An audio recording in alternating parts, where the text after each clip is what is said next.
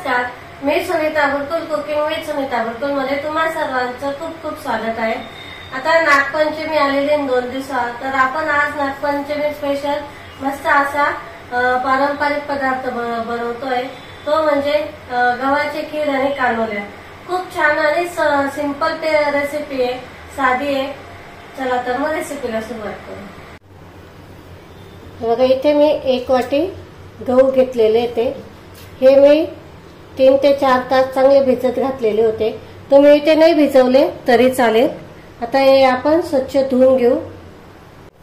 तर मी इथे एक मिक्सरचं भांडे घेतलेले आहे, त्याच्यामध्ये आपल्याला हे टाकून घ्यायचे। हे बघा, बघू शकता तुम्ही, पाणी पूर्ण निथळून घ्यायचंय, अजिबात पाणी नाही ठेवायचंय। पाणी असलं की मग ते आपल्याला याचे ना साल काढायची, ती वरची जी साल असते ना ही काढायची आहे। त्याच्यामुळे पाणी अजिबात ठेवायचं नाहीये।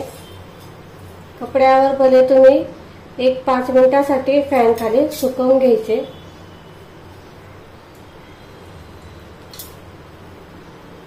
आता हे आपण पल्स मोडवर करायचं, नाही नसेल तुमच्या मिक्सरला पल्स मोडचं तर तुम्ही ऑन ऑफ करत 1-5 मिनिटासाठी हे तळून घ्यायचं। पण लक्षात ठेवा, याची आपल्याला पावडर नाही करायची आहे, पावडर अजिबात नाही करायची। याची साल निघाली पाहिजे असं करायचं आपल्याला। हे बघा, या पद्धतीने करायचे। हे बघा, हे बघा, आपल्याला फक्त हे जी वरची साल आहे ना हे काढून घ्यायची। आता आपण काय करायचं, एक भांडं घ्यायचं आहे मोठं। तर हे जे आहे ना हे या भांड्यात काढून घ्यायचं आपल्याला।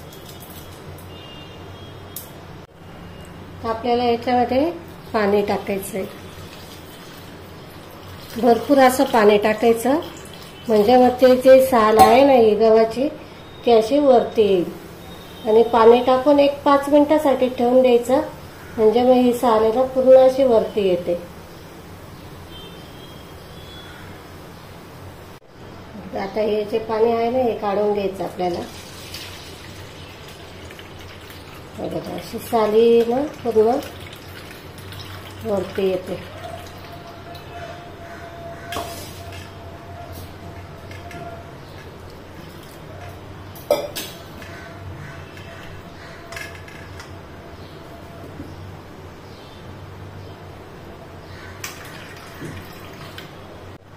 आता आपण एक कुकर घेतलेला आहे, त्याच्यामध्ये टाकून घ्यायचे। इथे पाणी टाकायचं आपल्याला आणि याचे 4 ते 5 शिट्ट्या काढून घ्यायच्या आपल्याला। आता आपले गव्हाला शिट्ट्या होतात ते तोपर्यंत आपण आता इथे कानोल्यांचं पीठ मळून घेऊ। इथे मी 2 वाटी गव्हाचं पीठ घेतलेलं आहे, त्यामध्ये चवीनुसार मीठ टाकायचं,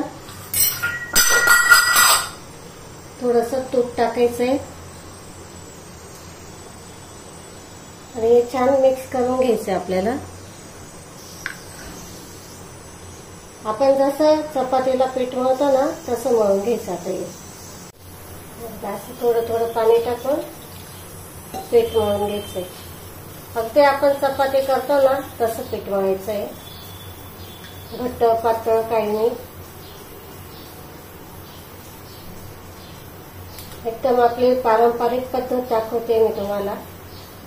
ज्या पद्धतीने बनवायचेत ना आपल्या आजी पंजा त्या पद्धतीचे कानोले आणि खीर गव्हाची नागपंचमीला हे आवर्जून केले जातात। आमच्याकडे खानदेशात तर आदल्या दिवशीच बनवून ठेवतात हे, म्हणजे नागपंचमीच्या दिवशी बऱ्याच ठिकाणी गॅस पेटवत नाही, तवा ठेवत नाही, कापत नाही वगैरे, असं भरपूर नियम पाळतात।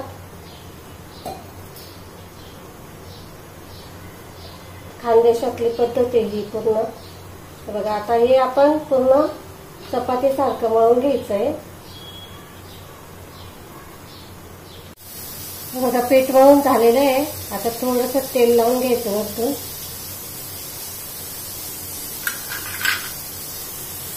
चिकन करून घ्यायचं छान, पुन्हा मळून घ्यायचं थोडंसं तेल लावून। तेल तूप काही वापरू शकतात तुम्ही. मी तर तूपच वापरलेलं आहे, पण ते तेल आलं माझ्या तोंडात.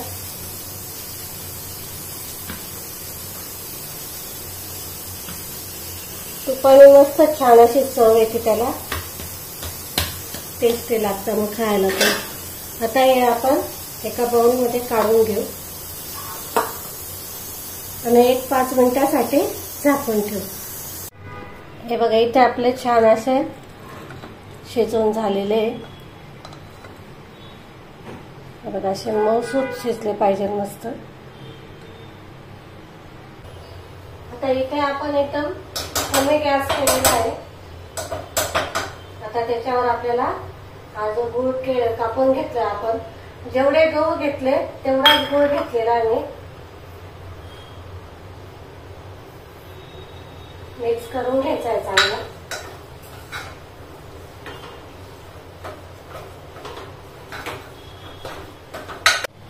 तर आपण याच्यामध्ये ड्रायफ्रूट टाकून घेऊ. ड्रायफ्रूट टाकणं एकदम ऑप्शनल आहे, तुम्हाला आवडत असेल तर टाका, नसेल आवडत नाही टाकले तरी चालतात. आता इथे मी गॅस बंद करते. आपण याच्यामध्ये दूध टाकतोय. दूध केव्हा टाकायचं? ज्यावेळेस आपल्याला जेवायला घ्यायचं आहे त्यावेळेस दूध टाकायचं. आणि हे आपण दूध गरम करून छान असं थोडंसं घट्ट करून घ्यायचं, म्हणजे जास्त पातळ पण नाही. स्लो गॅसवर दूध चांगलं गरम करून घ्यायचं आणि मग ते थोडं थंड होऊ द्यायचं, मग ते टाकायचं. कारण आपण याच्यामध्ये गूळ टाकलेला आहे. बघा, हे असं दूध टाकत चालायचं, कारण आपण हे गहू वापरलेत ना, मग त्याच्यामुळं थोड्या वेळाने ते घट्ट होऊन जातं. म्हणून मग ज्यावेळेस आपण जेवायला घेणार त्यावेळेसच दूध टाकायचं.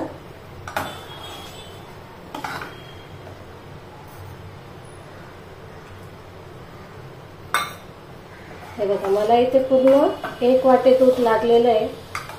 दुधाचं प्रमाण तुमच्या गव्हाच्या याच्यावर असू शकतं, कमी जास्त लागू शकतं. बघा, किती छान आपली खीर झालेली आहे.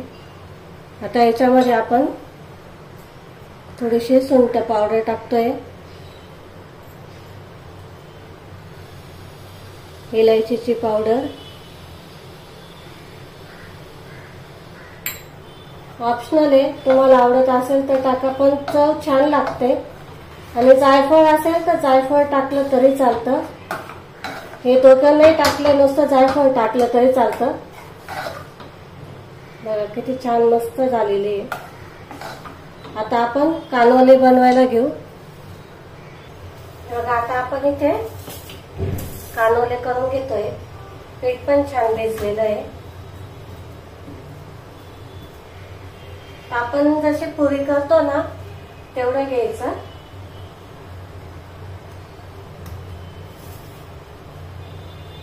थोडंसं तेल लावा भली खाली, म्हणजे मग चिपकणार नाही. थोडं तेल लावायचं, जास्त नाही. पीठ छान भिजलेलं आहे, त्याच्यामुळं चिपकणार नाही.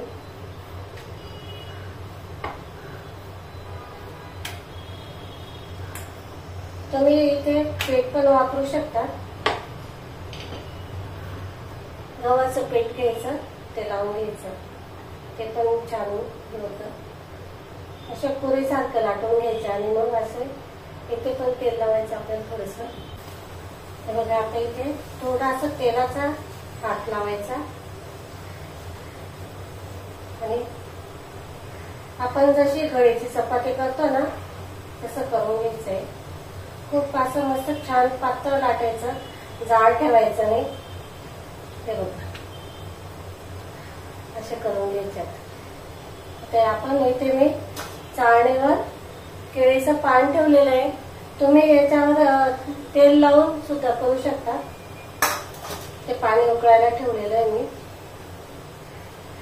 आपण याच पद्धतीने करून घेऊ सगळे. हे बघा, इथे आता आपल्या पातोळ्या मी बनवल्या. आता आपण वाफवून घेऊ. तर ठेवून घ्यायचं आणि त्यावर झाकण ठेवायचं आहे. आता बघा इथे आपले कानोले मस्त असे गरम बनवून तयार आहे. हे बघा छान झालेले ते, बघा मस्त पातळ झालेले ते. जाड नाही ठेवायचे, जाड ठेवले तर मग ते कडक लागतात खायला. थोडे थंड झाले का मग थोडे कडक लागतात ते खायला, म्हणून मग पातळ लाटायचे लागताना. बघा असे मस्त छान असे आपले इथे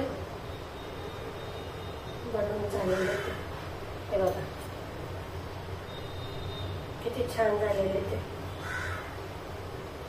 बघा एक एक पापुत्रा मस्त त्याचा साईडला होतोय.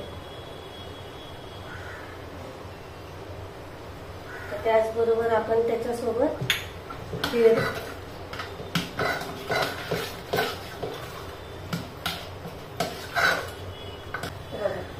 मस्त छान असं गरमागरम खीर आणि त्याच्यावर थोडेसे ड्रायफ्रुट्स ऑप्शनल आहे. तुम्हाला आवडत असेल तर तेव्हा, नसेल आवडत नाही टाकले तरी चालतात. बघा इथे आपलं नागपंचमीचा पूर्ण मेनू तयार आहे. असे बनवून ठेवा तुम्ही आदल्या दिवशी आणि नागपंचमीच्या दिवशी नक्की करून बघा, तुम्हाला नक्की आवडेल. या पद्धतीने करा म्हणजे मग तुमची पण रेसिपी खराब होणार नाही. छान असे टेस्टी लागते. आणि ही जर रात्रभर जर ठेवली नाही गव्हाची खीर अजूनच छान लागते, मस्त टेस्टी लागते. फक्त ज्या वेळेस आपण जेवायला घेऊ त्यावेळेसच दूध टाकायचं, आधी दूध नाही टाकायचं, कारण आपण ह्याच्यामध्ये गूळ टाकलेला असतो, त्याच्यामुळे मग ते खराब होऊ शकते. मग ते एवढी काळजी घ्यायची फक्त. बघा किती छान मस्त तयार झालेली आपली खीर पण. बघा इथे आपले मस्त कानोले आणि गव्हाची खीर बनवून तयार झालेली आहे. इथे फक्त एकच काळजी घ्यायची गव्हाच्या खिरीला, ती म्हणजे तुम्हाला ज्या वेळेस जेवण करायचं असतं त्यावेळेसच त्याच्यात दूध टाकायचं, आधी टाकून नाही ठेवायचं, कारण याच्यामध्ये आपण गुळ वापरलेला आहे त्याच्यामुळे मग ती फुटण्याची शक्यता असते. म्हणून मग दूध नंतर टाकायचं. तर तुम्हाला जर माझे व्हिडिओ आवडले असेल तर लाईक करा, शेअर करा आणि सबस्क्राईब केला नसेल तर सबस्क्राईब करा. अशाच नवनवीन रेसिपींसोबत आपण पुन्हा भेटू. तोपर्यंत नमस्कार.